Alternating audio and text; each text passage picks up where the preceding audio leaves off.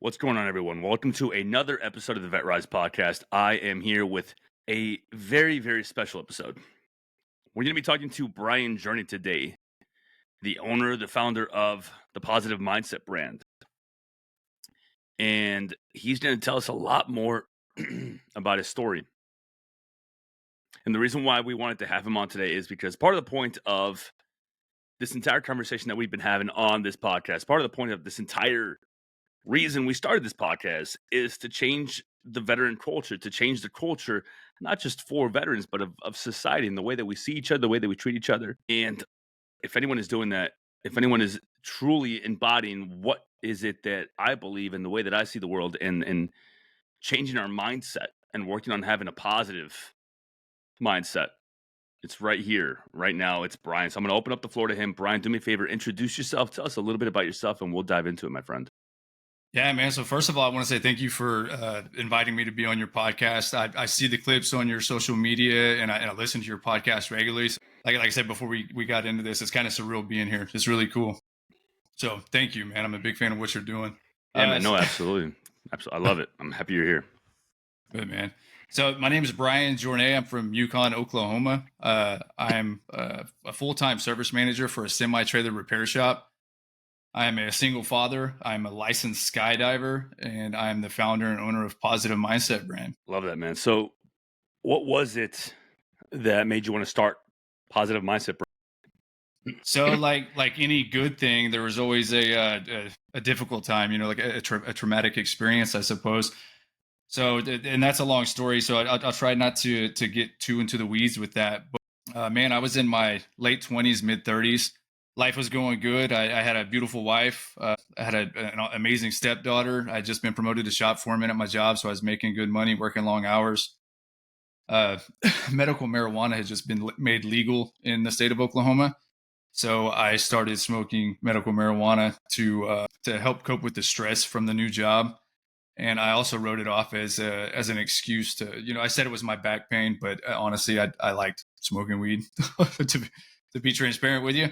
And everything was good for a while, man. And anybody that's ever smoked weed, they know that feeling whenever they've consumed too much. It's just like a wave, and you're like, shit, like I've overdone it. You know what I mean? That anxiety feeling, and that's what happened one night.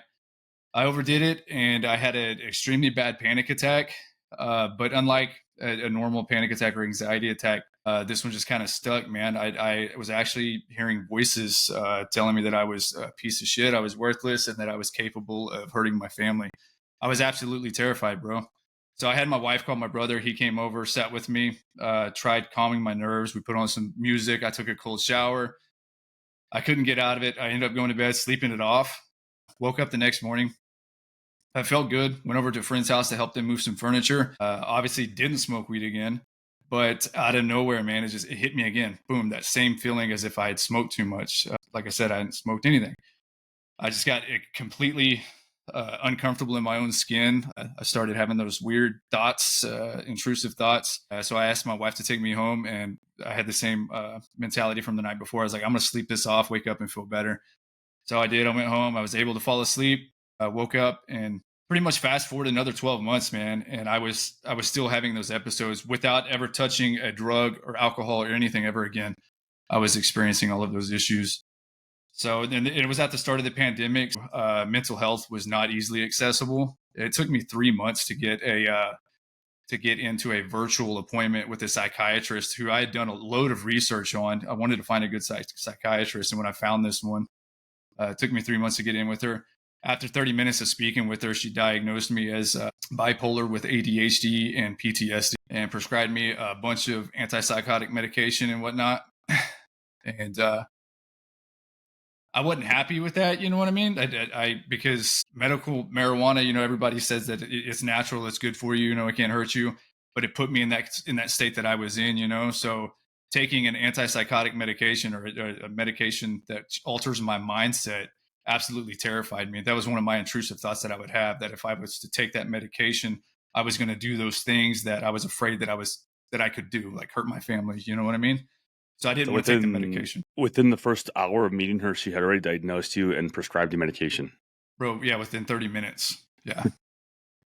And this is someone Yeah. that you researched thoroughly, and obviously, a lot of my followers or listeners are veterans, right? But I think that we're going to definitely have to circle back on this. But everybody is different, right? So I do not like the fact that this happened the way it did, especially because it sounds like you were going through something fairly, I mean, heavy, absolutely. But at the same time, like the way that it happened so quickly. So let's dive into more of that. So you, I want to open up the floor to you, man. I want to just give you a chance to talk, right? So keep telling me more about what you'd like to share. This is your space right here. Yeah. Well, so anyways, man, yeah, like you said, I'd done a bunch of research on this lady, so I was very hopeful that she was going to help me out, and then diagnosed me, with this bipolar. And I'm like, look, I've been fine my entire life. I haven't had an issue, no mental illness, nothing like that. And then I start smoking weed, and then bam, all of a sudden I'm bipolar, a lifelong mental illness.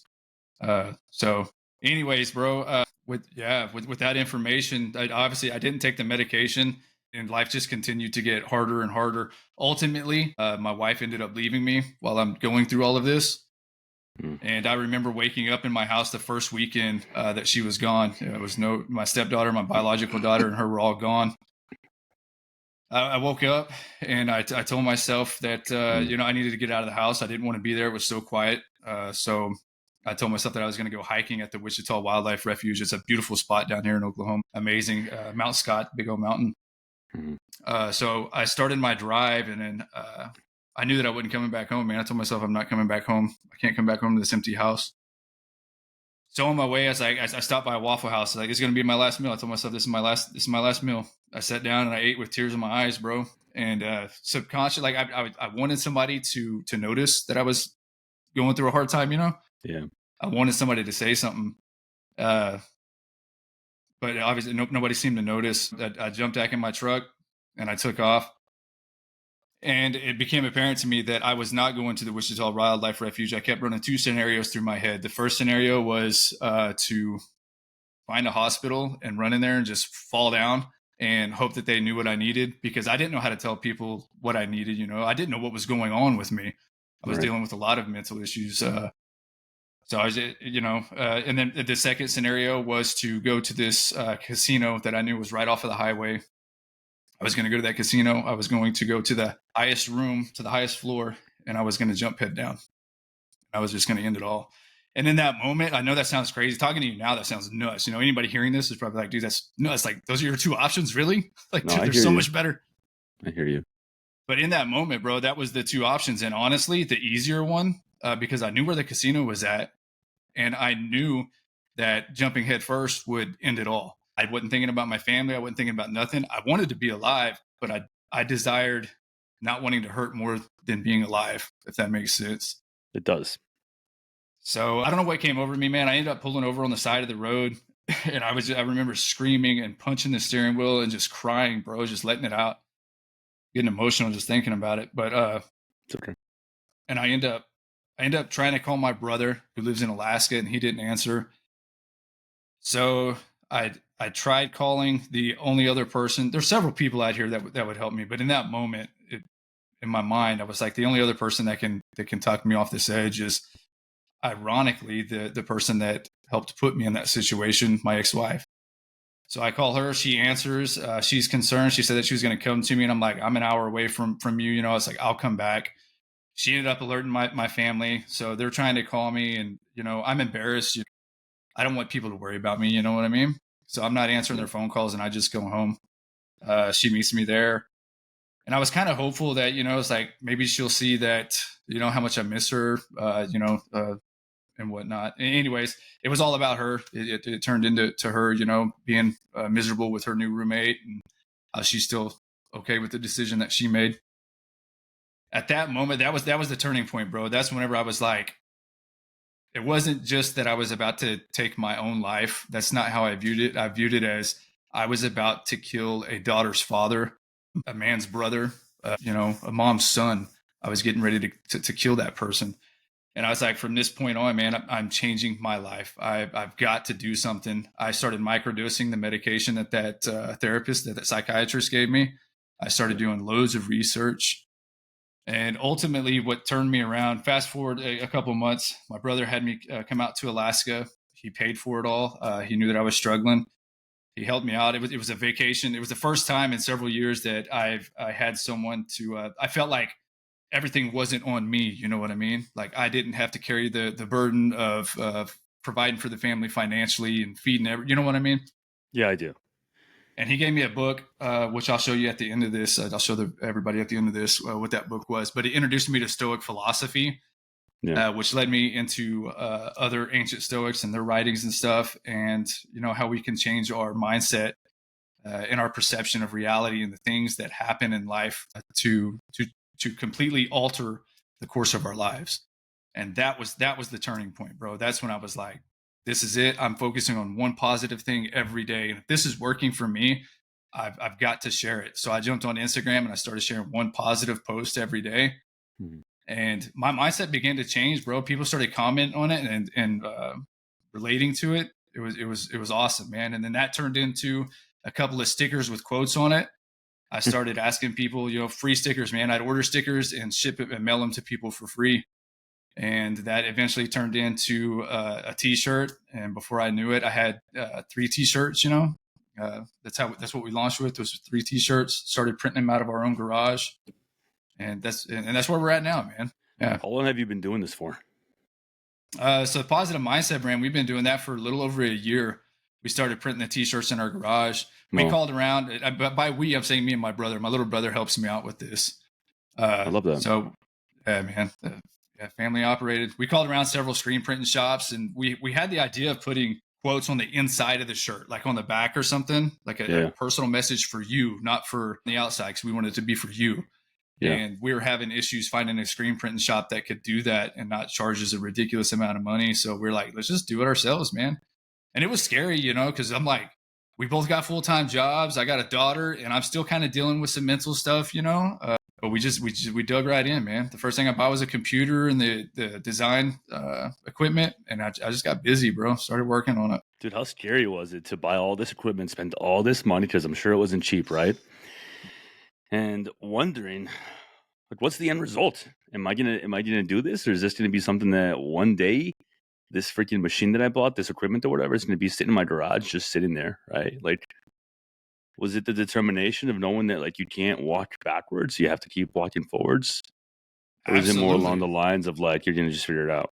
No, well, so going back at that point was not an option. You know what I mean? Like I said, that turning point, I said that I will never be that low again. And I wanted to use my story to help. I wanted to give it purpose. I went through that traumatic experience. I wanted to give that a reason. And that reason for me is to give back to other people and to help them. You know what I mean? So turning back was absolutely not an option. And I still have difficult moments. We were just discussing this not long ago amongst ourselves, where we both battle that, but we still operate. We don't operate off of emotion or off of our self-doubt. We don't feed into it. We can feel like shit. We can feel depressed. We can feel like it's going nowhere, but we can still actively do what we need to do, what we set out to do. And it's awesome. I want to go back to what you shared with us. I want to thank you for sharing that with us, Bryan. I know it's not easy, man. And I've shared a little bit about my personal experience with the trauma and the battles that I've dealt with on this podcast. But I also want to say that I'm thankful that you're here, man. Like you are making this world a better place because you're here.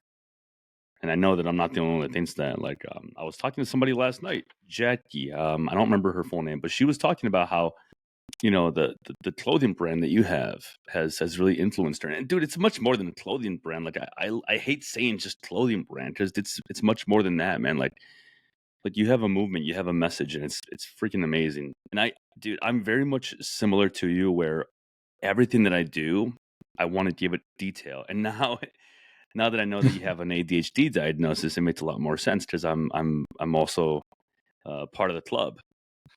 And I get why you do things the way you do, the way you package your packaging, the way that you design your t-shirts, the just the intention that you put behind it. So I think that they're freaking awesome. If you haven't by now, stop the episode and gone to check out the Positive Mindset brand on IG or on their website. You definitely do that, but make sure you come back. I have I think 4 or 5 shirts of yours, plus this awesome hat that if you're watching the video, you can see it. But it's been absolutely just just seeing what you do, man, and the energy that you have into it, it's really amazing. So I want to go into the fact of asking you, how do you come up with each design or each message? Like, what goes into it? Yeah, so I appreciate that, man, and I want to let you know that you have been a big influence of mine. Watching you and your determination to succeed and to help other people has definitely helped me on my low points. You know, we have conversations outside of that, but Yeah, you've helped me out a lot. So same to you, to man. answer, thanks, bro. Your question, the designs. I'm an artist. I love to draw. I don't know if you guys can see them up here.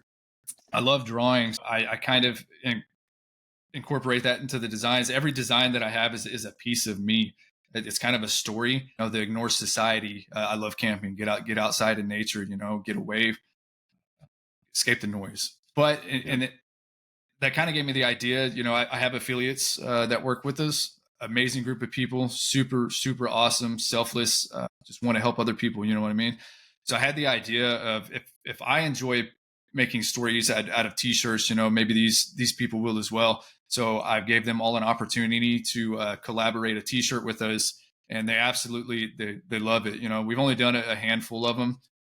The Stay Strong t-shirt that was a force reconnaissance Marine helped us collaborate that one. It's one of his mantras that he used.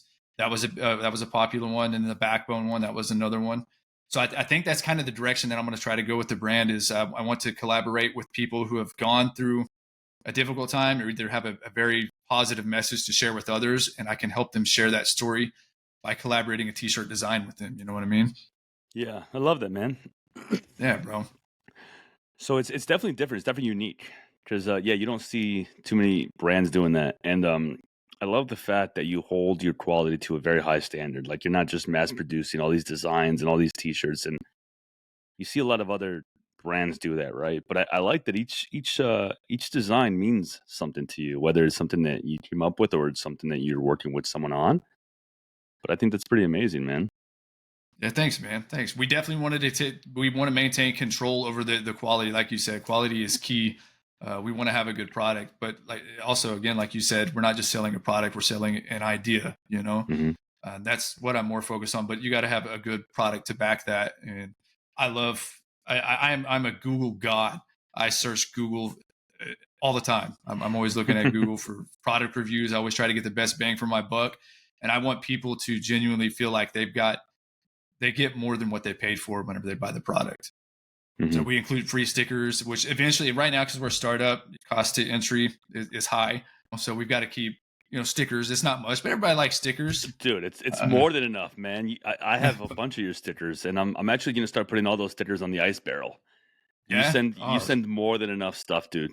Honestly, well, I appreciate that, man. I appreciate yeah. that. But it's only going to get better. The more profitable we get, I want to include much better product in merch. You know what I mean? For free. Mhm. So, for those of you that don't know, well, who the hell would know, right? But Brian and I actually served in the same unit in the Marine Corps. We never personally knew each Mhm. other when we were in, but we were both with 3-1, different companies. And the reason I want to touch on this is because I want to open up the floor for Brian to be able to talk about this openly, if he'd like to. Again, I'm not trying to put you on the spot. We kind of talked about it a little bit beforehand, right? But the reason I'm asking this, the reason I'm prefacing this is because I want to talk about your story right now. We know a little bit about your story now. We know the fact that you had a very, very hard freaking moment, man. And I'm happy you're still here with us, right? But at the same time, like life has ups and downs. Life has a lot of ups and downs, and life is going to kick you in the freaking balls, and you got to get back up, right? So, like, in your life, I'm sure you've had a lot of ups and downs, but what keeps you staying up and preventing yourself from staying permanently down? Like, what is the reason why Brian makes sure that you continue on this path that you're on, right? And then what do you do? What are the tools that you use on a daily basis to help you when you do have those dark moments? Man, well, other than externals, you know, things out of my direct control. Obviously, my family keeps me here, and it's definitely a motivating factor. You understand that. You've got kids yourself. You know that willingness of a parent and that resilience of a parent to keep pushing and providing for their child. Right. And if we give up, if we fail or we give up or we give into that depression. We're telling them that it's a possibility, that you can do this too. You know what I mean? So I don't want them. I don't want my daughter to ever see that as an option. Yeah, it's spreading the message, man. Using my story, using my adversities that I went through to inspire other people. I honestly believe that's why I went through that. That's what I tell myself, anyways. That's the only way that anyone should view a hard time that they went through. They've got to give it power. You know what I mean? You've got to give it a purpose, and that's the purpose that's keeping me going, man. Keep pushing me through. But yeah, and to touch on the Marine Corps thing, yeah, bro. I do. I think I remember seeing your name while we were in. Which company were you? I was in Lima at the time. Lima. I was India. Yeah. India Company Raiders. But yeah, if you want me to get into that, I certainly can, because that was another bad experience. It's up to you. Yeah, bro. So I was only in for right around 2 years. I enlisted just like everybody else, that wanted to be a Marine. They saw the commercials and whatnot. My grandfather was a Marine. So ever since I was about third grade, that was my highest aspiration, was becoming a United States Marine. As soon as I turned 17, bro, I was like, yep, I'm going all in. But I was only 17 and my mom wouldn't sign.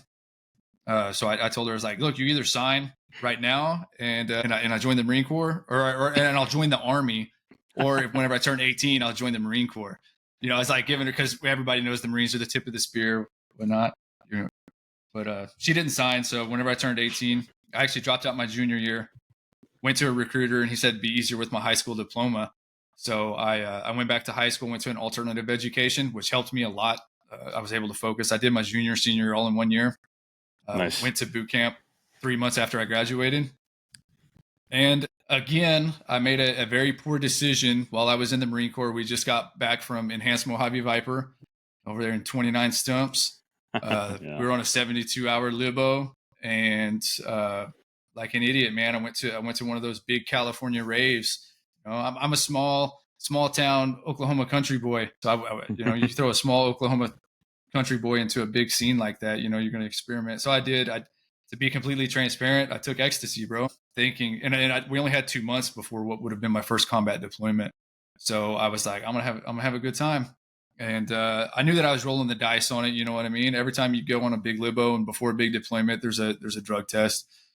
So sure as shit, we come back. They piss test the entire battalion 3 days after I taken the ecstasy. So I was working out. I was drinking plenty of water, cranberry juice, all the tricks, trying to help.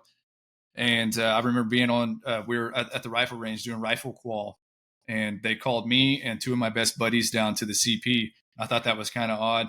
So we're standing in the command post, and I got either of my buddies on both sides of me, and my platoon sergeant comes up and he grabs one of them by the collar of his blouse and just shaking him back and forth. Why the fuck did you let him do it? Why'd you let him do it? And instantly, bro, I'm like, I know what this is about. And then he goes to the other buddy and he starts shaking him around. What'd you do? Blah, blah. Why'd you let him do it? And then he comes to me and he's, you piece of shit. Why'd you do it? And man, I started to tear up, and he's like, don't cry now. You didn't cry when you did it. It was bad, man. So I went from being, that feeling whenever you come home on leave, you feel 10 feet tall, you're wearing the uniform. You're so proud of yourself. You're doing something. And I pissed all that away, bro. I threw it all away off of one night of fun. And I carried that with me for the longest time, bro. Whenever I got out, they put me in the remain behind element. I remember going down to the command post once a week, and I would have to, they'd list the casualties and the engagements and things that would happen. And it was brutal, bro, because I wanted to be there, and I let my team down. I was a saw gunner. I let them all down. So whenever I got out, man, it screwed me up. I was drinking a lot, getting into fights. I ended up having to do a year in county jail for a DUI and aggravated assault and battery. Oh shit. Yeah, man. Wow. Yeah, it was rough, bro. But jail, believe it or not, saved me at that time and point, man. Had I not went to jail, there's no telling what I could have done, Yeah. It gave me a lot of time to reflect. I became trustee, and I only ended up doing 6 months. I was making everybody's breakfast, lunch, and dinner and doing their laundry and stuff. But it was more than just 3 of you, right? Total? 3 of us. But from India Company, it was in the double digits, I think. That all popped? Yeah. Yeah, dude. Oh, there were so many of us, bro. I'm responsible for my own decisions, right? And I'll never put that on anybody else. I'm a grown ass man. I decided to do it. but there was definitely some peer pressure involved there. There was a lot of them, and there was a lot of them that did it that didn't even that didn't test positive. You know what I mean? Yeah, there was a lot, bro. I want to say that there was like 16 total Yeah, I think you're that right. that were busted. Yeah, and it absolutely sucked, man. The reason why I'm so thankful that you're talking about this, Brian, is because my best friend was in that group, and it created this separation between him and I for the longest that now we've been able to honestly, I guess, bridge, right? But it was hard for me to understand and accept, why he would do that or why he's not coming with me when we enlisted together. We went to boot camp together. We did SOI together. We ended up in the same company or in the same battalion, different companies, but he was supposed to go with me, right? And for the longest, I didn't understand, and I was angry at him. And years later, talking to him, I could never imagine how much more angry he was at himself than I could ever be. And all the pain that he carried, and all the anguish, and all the guilt. And I hold nothing against him or you. And I didn't know you, but I don't hold anything against you because, dude, it's so crazy to talk about this, and I'm really glad we are. But you know how many thousands of mistakes I've made that, number one, I didn't get caught for, or the ones that I did get caught for. You know how hard it is to feel that you make a mistake that you can't come back from. That I don't think. I do believe people change, but I don't believe that we change just by there being no repercussions, right? And I mean, you had the largest of consequences that you could imagine. Like you said, it like the thing that you want to do when you were younger, like it was taken away from you because of a decision you made. And I'm really proud of you for being able to talk about it like this, right? Yeah, thanks, man. And it was hard for me to understand what it was like on his side, right? But now it just goes to show that your decisions, your past decisions, they don't define you. Just look at everything you've built. Look at everything you've done. Look at everything you've accomplished. I will say that it doesn't even sound like that moment was the hardest moment that you've experienced in your life, based off what you've told us today. No, no, absolutely not. Yeah. I hope there's no. I hope it doesn't get any harder. You know what I mean? But yeah, yeah. At that point in time, it definitely was. It was the most traumatic and thing that I had been through, and I carried, like you said, guilt. You said the guilt that he felt, and Yeah. dude, I carried that up until here recently. How long have we been out, bro? Or well, hell, I got out in 2010, so I've been out for 14 years. Yeah. Bro, I carried that guilt with me for so long. Like I had a Marine Corps sticker on the back of my truck because I was proud of it. Something that I'd Yeah. always wanted to be. So I wanted to tell people about it. And as soon as I would, I tell them, yeah, but I got an other than honorable discharge. And finally, Mm. I had a buddy, JMO, the guy that did the strong shirt with us, super awesome dude. He told me, dude, he called me out on my shit. He actually sent me a voice message because I introduced myself to his group of friends as an OTH Marine, and he's like, stop fucking doing that to yourself, dude. Mm. He's like, why do you do that? He said, that does not define you. That's not a part of you. That's not who the fuck you are. That's something that you went through. You still served. You signed up. You made a fucking stupid mistake. Fucking stop introducing yourself as a fucking scumbag because you're hurting your own character whenever you do that. And bro, that's the first time that anybody's ever put it to me like that and addressed it like that. And ever since that moment, I'm so thankful that he sent that to me because it fucking changed my perspective. I may not even be having this talk with you about it. You know what I mean? Yeah. I know. Uh, And he's absolutely fucking right. yeah, yeah, Let's think of it this way, Brian. Everything that we've done in life is just a part of what we've done, right? Like, one of the biggest things that I do, that I talk about, and I mean, you've seen it all over social media, if you follow me, is that we are more than our service. So, like, our service doesn't define us. And I had a very similar but complete opposite kind of experience where you're gonna freaking laugh at this, dude. I hope you do at least.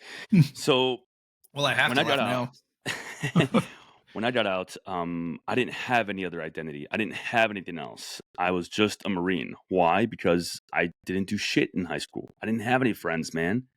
I was a fucking just loner that got expelled and suspended from like three or four different high schools. I ended up finally graduating with my graduating class after getting kicked out of that high school and coming back. I didn't have anybody. Didn't know who the fuck I was, man. So, like, to me, the Marine Corps was all I was. It's it. That's it. No sports, dude. No fucking instruments, no clubs, no teams, no nothing, my man. So when I got out, I felt like that was my everything, the Marine Corps. And I was wearing this hat that had a sniper tab on it because I was a scout sniper, a big fucking whoop, right? I mean, yeah, it's cool, but it's not everything of what I was. And I've heard you talk about this, I think. yeah. And it's crazy because I remember going to this VFW meeting to meet some Marines that somebody told me to reach out to or whatever. And these two Marines, they introduced themselves to me, and they're still in my life right now, actually. And they start busting my balls. Like, oh, is that a fucking sniper tab? Are you fucking scouts? I'm like, yes, I am. And I just didn't realize the arrogance. I didn't realize the fact that, like, they were pointing out something that I wasn't even realizing.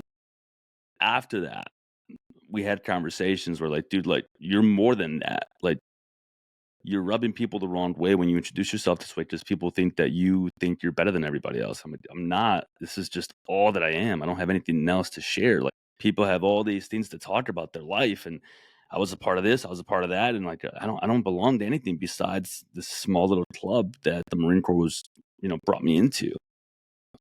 And the reason I'm sharing all this, Brian, is because I feel like we both have different but similar stories in the fact that we both realized that we are not our past. Whether it was something that was hard to go through and we made a mistake, or whether it was the only thing that we had. Like, you and I are both creating something pretty freaking amazing, man. And Yeah, bro. if I may, I will say that there's definitely going to be a Vet Rise T-shirt coming. I'll put it out there, man. I'm sorry. I know that you want to keep it a secret, but we're definitely going to be working together because I No, love what you're absolutely. doing. Yeah, for sure, man. Yeah, thank you for sharing that. I've heard you tell that on one of your podcast episodes. I think I've listened to all of your podcast episodes, bro. Especially when you Thank invited you. me on this. I got to touch up. I got to make sure I know what he's talking about. But yeah, dude, I think we've all experienced that. You know, mine came from a place of I always play myself down, always Mhm. water myself down because I don't like attention. I was really nervous to do this podcast, and I always kind of put myself off. Like, I've always thought that I wasn't qualified or not capable of doing something like what I'm doing because I don't like the attention of it. You know what I mean? I don't want to be the focus, the center of attention. So I always play myself down. Uh, versus it's when you got out, you were wearing I was rocking the sticker too. You were rocking the sniper thing. If I was a sniper, hell, I'd be rocking that too, man. That's a big achievement, bro. And at that point in your life, that was a big thing for you. Yeah. But I'm glad that you realize that you're more than that. Sadly, I see a lot of veterans that do they let their service be the highlight of their life. You know, guys our age, even older than us, that's the maximum. That's the best thing that they'll put out. That's the highlight of their life, and they can't do any better than that. And that's just I've heard you say it so many times. It's a stepping stone. You know what I mean? It's a foundation for life after your service. I hear you say it all the time, dude. And it's so damn true. Actually, I think you're one of the first people that I've heard say that, and keep preaching it, brother, because it's so true, man. So Thank many you, man. people just Keep going. Keep going. yeah, just so many people, man. They let that be their highest achievement, man, and there's so much more than that. And I love what you did because it wasn't the thing that you told, dude. You know how many? I'm gonna ask you something point blank. What happened to you was something that you created because of the decision you made, right? Do you know of other people that were in the same boat as you, but they didn't take ownership over it and they never came back from it? Like, do you know of anyone in that situation? That they didn't come back from it, like they didn't admit that it was their fault or that they screwed up. They've never left it behind. They Oh, can't like they're talk about the still Marine Corps now. Like, they're still mentally in a bad place from it. man, not with my situation, not with being a drug pop, you know, and getting out Mhm. with an OTH. Matter of fact, it's actually quite the opposite that I've seen. I've seen a lot of them lie about it. You know what I mean? They lie about how they got out and they disguise it because they're ashamed of it. You know what I mean? Yeah, so I think that's kind of what I'm asking. Like, do Okay, you know people that just weren't able to to leave it, own up to it, leave yeah. it, yeah, to like leave it in the past, as far as like the way you've been able to actually face it, right? Face it, look in the mirror, Tell yourself like, this is something that happened. It's no longer me. I'm going to be able to be honest about it and move forward, right? Like, I'm sure a lot of people weren't able to get to that point. Yeah, bro. Yeah. So I've lost touch with a lot of them, but Hmm. at that time, yeah, absolutely. There were several of them that didn't move on past it. You know what I mean? So what's next for you? What are some of the things that you've been working on that you kind of have Uh, in the back burner? Man, so personal life, skydiving has been big for me. Yeah, I've Um, seen that. Bro, I absolutely love it, man. It's the most fun you can have with your pants on. Bro, it's a blast, man. So it was kind of a challenge for me, you know, fear on my Instagram. I don't know if you've seen it. I've kind of coined the phrase student of fear. And I got that from this book that I'll show you at the end of this that my brother gave me. Student of fear, man. And my whole life has been controlled by fear with social anxiety. Mm, And that's the big thing that holds a lot of us back. So I figured if I can get comfortable enough with fear to jump out of an airplane, I can overcome fear anywhere. You know what I mean? yeah. Because fear at its core is the same emotion regardless of the source that it comes from. Mm, What separates it is its intensity, and the intensity is distinguished by your relationship to that thing. That's why some people are afraid of spiders and others aren't, because in that person's mind, you know, spiders are creepy, crawly, nasty things. They don't want nothing to do with them. The other person that likes them views them as a cute, cuddly creature that's harmless. Does the I person would that, say I'm indifferent about spiders. I just don't like yeah, killing them anymore. okay, okay, you're indifferent, so they don't bother you. You just cool with them. Just imagine.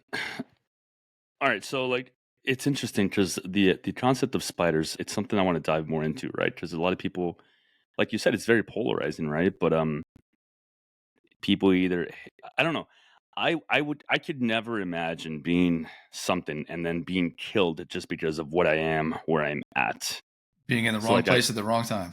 yeah, That's all it so is. like I really try not to kill spiders. Like whenever I find one, I really try and get it outside.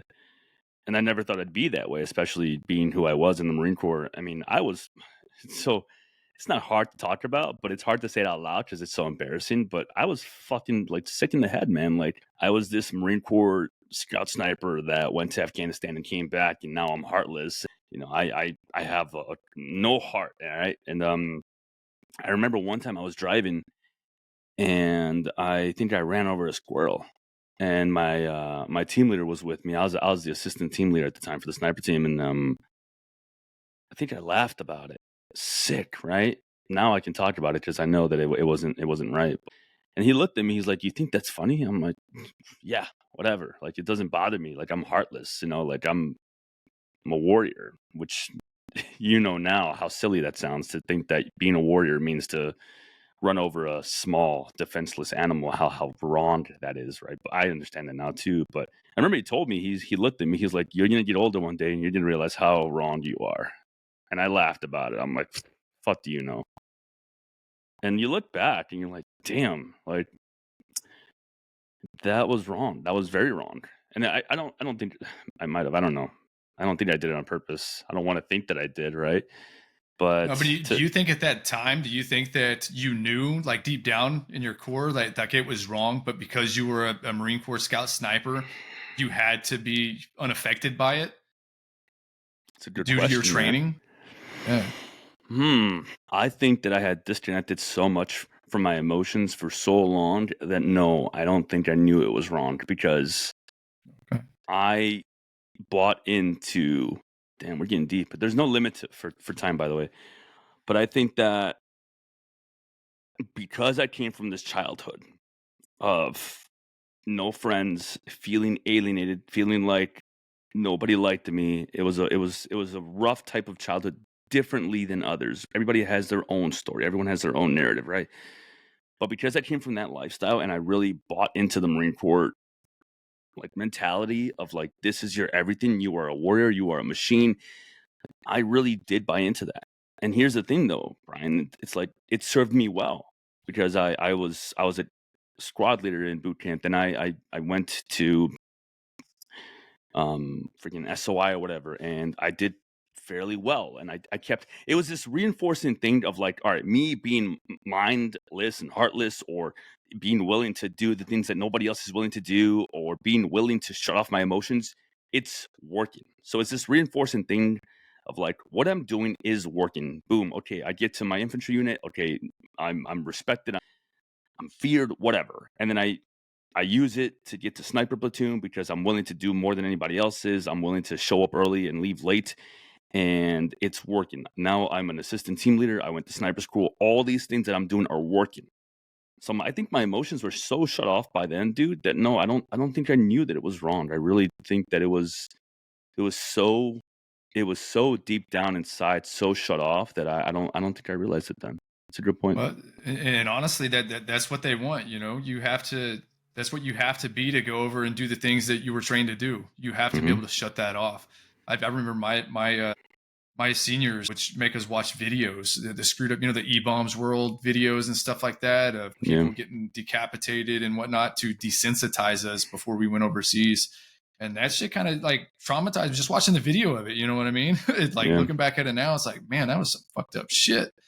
And I saw some pictures of the guys that went through Fallujah. You know, our seniors were some of the guys that went through Fallujah. They showed us pictures of shit that they did over there, bro. I'm like, I'm fucking glad you're on my side. God damn, man. Like, Yeah. makes me wonder where they're at mentally these days, you know? Hopefully in a better place, man. Hopefully. Yeah, I think that it serves a purpose when you're in, but I think that it's so hard when you get out, dude, because like you don't realize that all these things that you learned, these tendencies that you picked up, all these habits that you consider skills, not all of them serve you anymore. And I've talked about this in depth, right? But like I've even realized this, Brian, which is weird to say, but we're gonna freaking hash this out because I think this is the best place to do it, right? Let's get it. I thought that the arrogance and the ego and the cockiness and the over volunteering, I thought those were the bad attributes, right? And like those are the ones that have to work and change, and I have to like actively work on those. About a week ago, I realized that like my leadership was something that was actually holding me back because I learned to lead one way, and I never focused on changing how I lead because I thought, well, that's a good skill that I have. That's something that the military taught me that I have to keep with me. But because I looked at it that way, I never let it evolve. I never actively changed anything about it. And up until a week ago, I realized that I was leading my team the wrong way. I have a team, also family members, and I realized that I was actually like leading them the wrong way. I was expecting them to do stuff that I never trained them on because I hold this standard. I was expecting them to do stuff that, I would do without me having to tell them. I Mm-hmm. would trust but verify everything that they did, where they didn't feel like they had ownership over anything.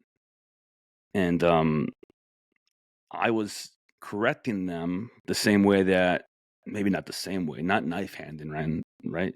But I was correcting them very much in a similar way that I would correct myself. Like, hey, I noticed this is wrong. Let's fix it, or let's do it differently next time. I wasn't painting the picture for them of the vision of what it is that I want to do. I thought that it was just understood because in the military, everything's understood. We go through an indoctrination when we start, and then like why you're deploying, why you're doing the training. You don't have to explain to every single one of your dudes like, hey, we're gonna do this training because we need to go fight, and we have to make sure that we are trained up, and we have to make sure we trust each other.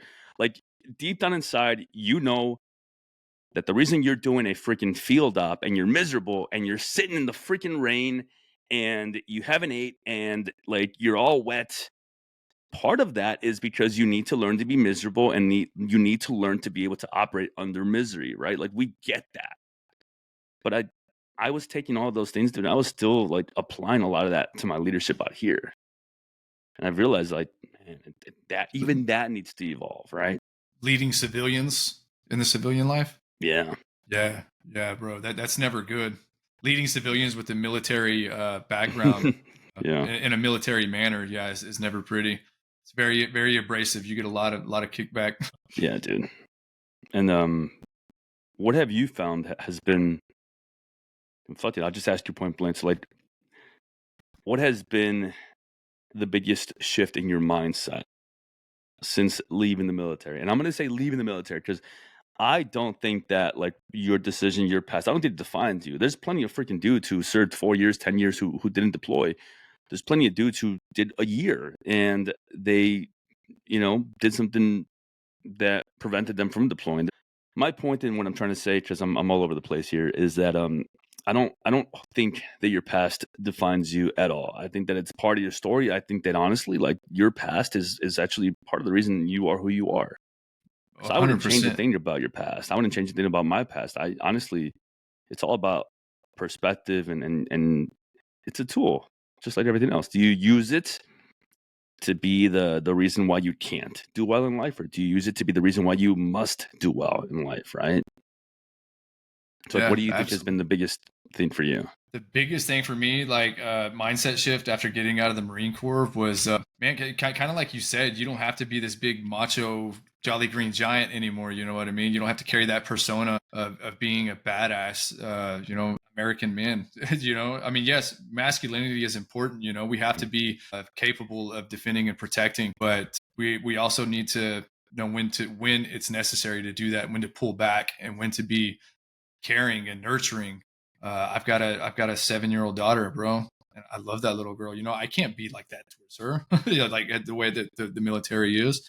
I very much did not like. I understand why the military does it, and this is going to be confrontational, I'm sure, with others. But I hate the way that the military talks to their service to the service members. The way that our seniors talk to us. You've got to be tough. Yes, you got to prepare them for what they're going into, but you don't have to yell at them and humiliate them to do it. You know what I mean?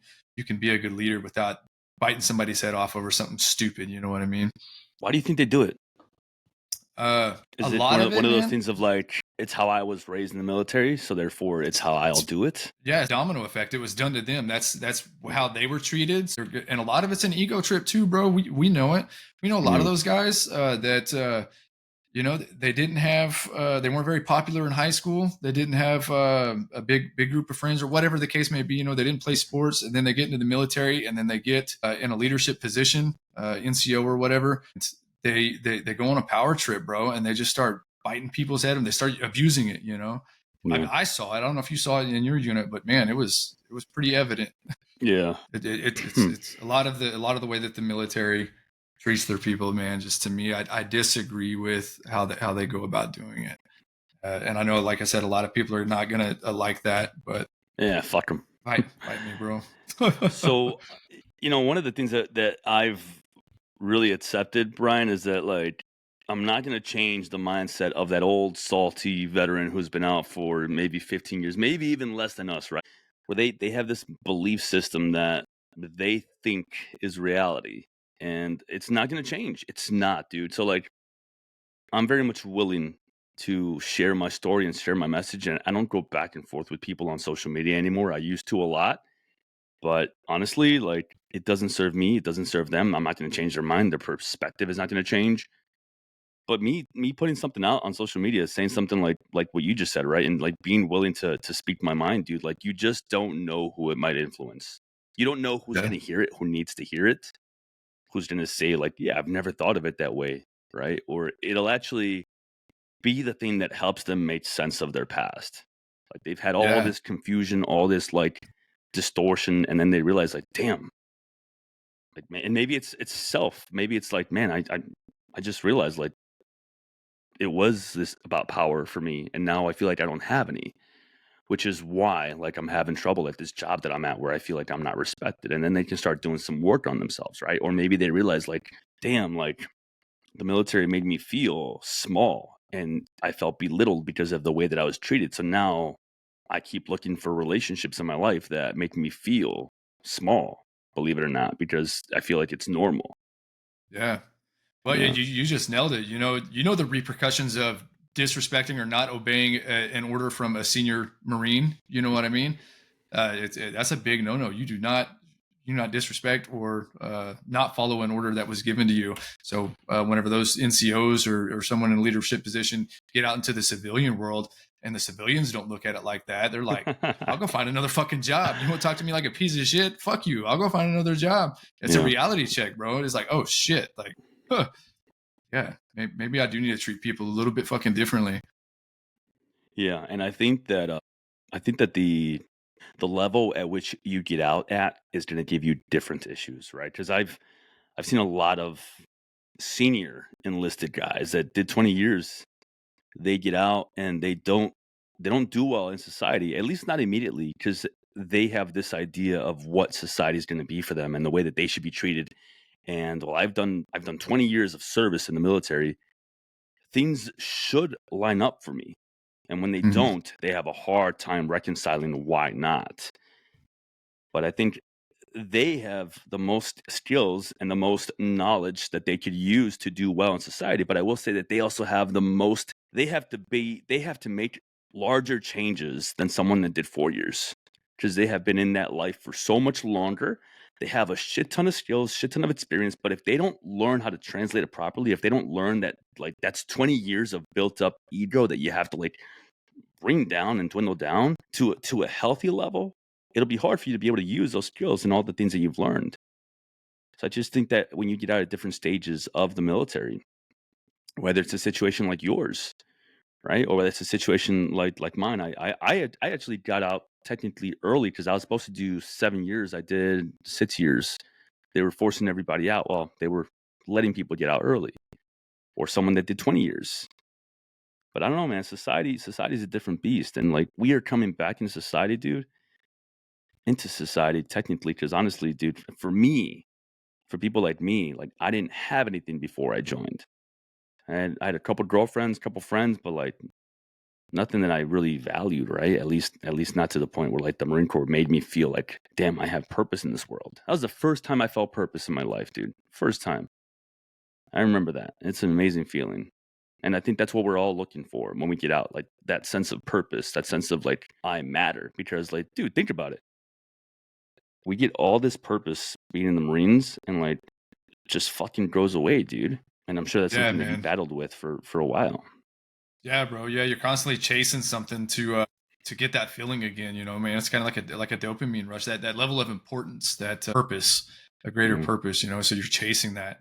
I remember for the longest time, dude. I did all kinds of research. I was trying to figure out how I could, because I wanted to go to combat. I wanted to go back to combat to prove. I wanted a deployment, man. To I don't know what for, man. Now looking back at it, you know, now I've got a daughter and everything. Like, I'm so glad that I didn't have to experience the things that you and everybody else, all the other veterans, had to experience over there, man. It was completely naive and stupid of me to really to think that's what I wanted. I was looking into ways to go over there, even after my service, just to prove a point, I guess, which is stupid. Mhm. Yeah, bro. I My get my it though. trans, I yeah, get it. yeah. My transition out was completely different than anybody else, and I Yeah. don't.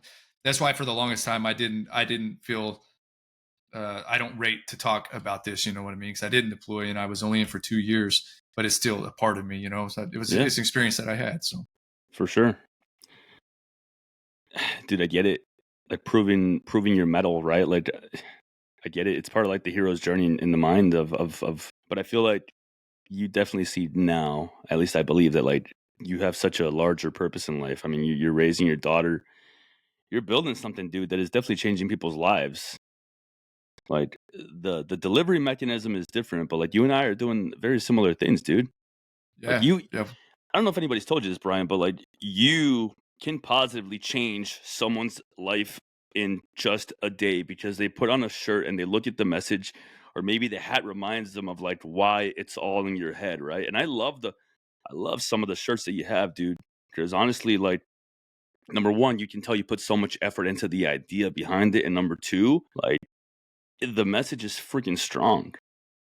And it doesn't come from anywhere because it sounds like it's very personal to you, and it sounds like it's from personal experience, right?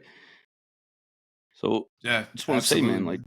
I cannot wait to see where positive mindset, brand grows because I'd love to keep growing with you, man. And the main reason why I want to have you on today, and I want to hear about the book next, but the main reason why I want to have you on today is because honestly, your story is unique, but your story is someone else's survival guide. Like you just don't know who you might influence, who might be hearing this right now and might like maybe they had to pull over on the side of the road as they're listening because they're like, damn, like I never talked about this because it's something that I went through and I was so embarrassed about it and I felt so much guilt. But this guy is able to open up and talk about it and he's doing great. Yeah, And of dude. course, we can all be doing better, but like he's doing what I want to be doing, where I'm actually talking about it, right?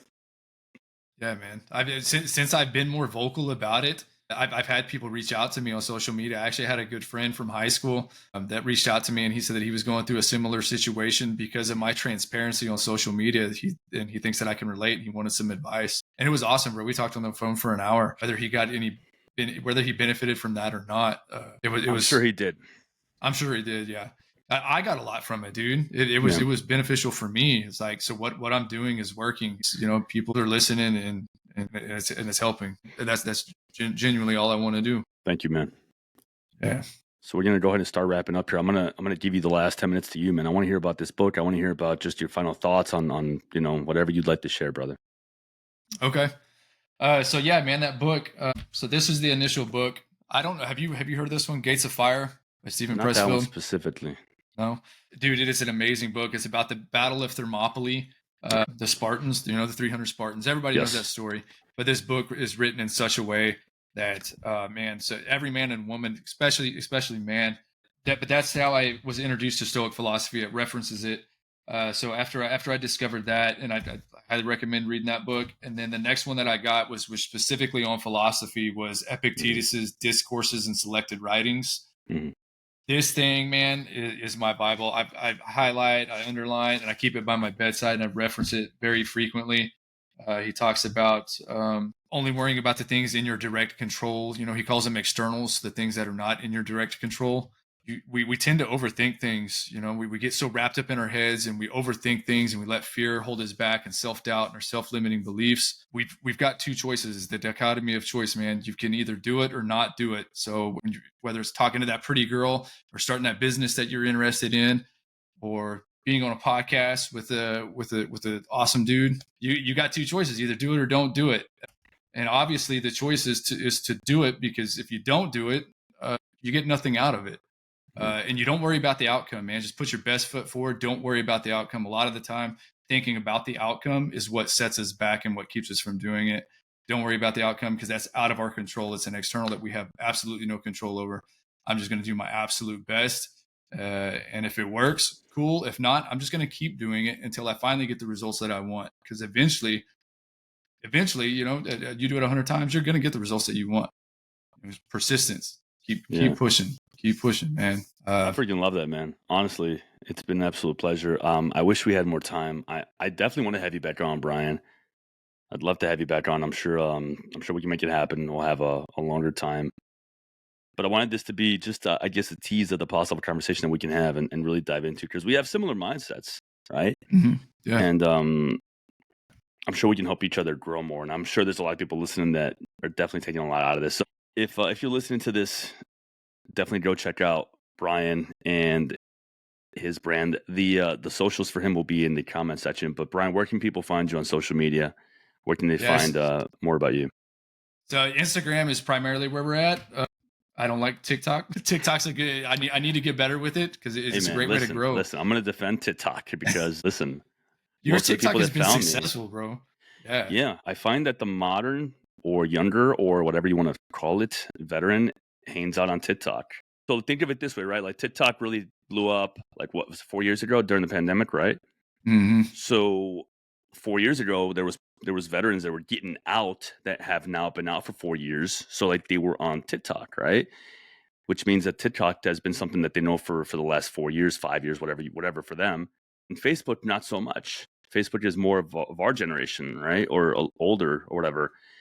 And those veterans that have been out for longer periods of time, if they went down the path of this is my mentality, this is my belief, this is my echo chamber, I'm going to find a Facebook group that believes this. Like they're stuck there, and it's hard to change. But the younger veterans, like they are on TikTok, dude, and it's actually a wonderful place, man. Most of my people find me on TikTok, and that's the reason why it's done so well. So I wouldn't say I'd say give it a chance. Yeah, I'm trying. It's just it's the platform itself that I'm struggling to navigate. I love the content that I come across on TikTok, And if it's a platform that's helping you reach people and give them the help that they need, dude, I'm all for it. I'm all Yeah, for anything we'll that talk about it. helps people. For sure. But Instagram's where we're at. That's my primary social media. And my personal Instagram, Bryan Journeay, all one word. Positive Mindset Brand, all one word. So I butchered your name when we started. I apologize. You're okay. Hey, man, I'm 35 years old. I've heard it my entire life. That actually wasn't that bad.